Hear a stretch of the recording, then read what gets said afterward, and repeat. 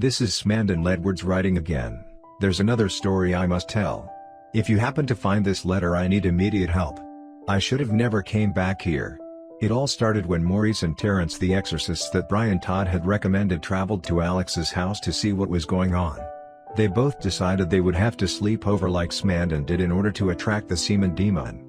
And so Alex allowed them to, as he had no idea he was being possessed by Lil Nas X. When Terrence fell asleep, sure enough, just how Smandon had described, Alex was on top of him in a BDSM suit, as he was tied down being fucked in the butt. And just like Smandon had described, Alex was indeed different.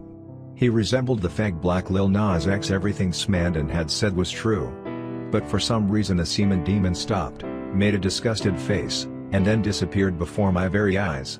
Terrence and Maurice had to sleep over again in order to try and summon the demon back so we could exorcise it.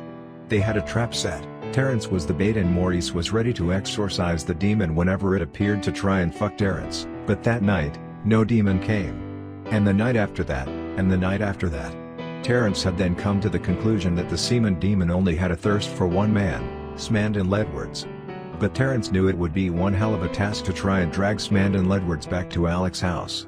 Maurice on the other hand had a bright idea.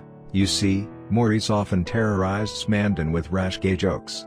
So Maurice offered to never say any gay jokes again if Smandon would come back to the house. It was a deal I couldn't pass up.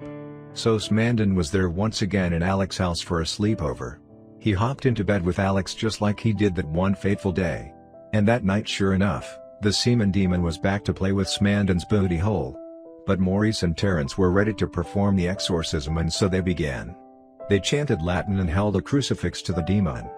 But it seems that the Semen demon was unfazed entirely. Alex, or Lil Nas X, who was possessing him, whipped Terrence and Maurice to death with his kinky BDSM whip. Now Lil Nas X seemed to have completely possessed Alex to the point of no return. And that's where I am now, locked in this house with him. Nothing more than his cock slave. I don't know how much longer of this I can stand. I might pull a Ronnie McNutt soon.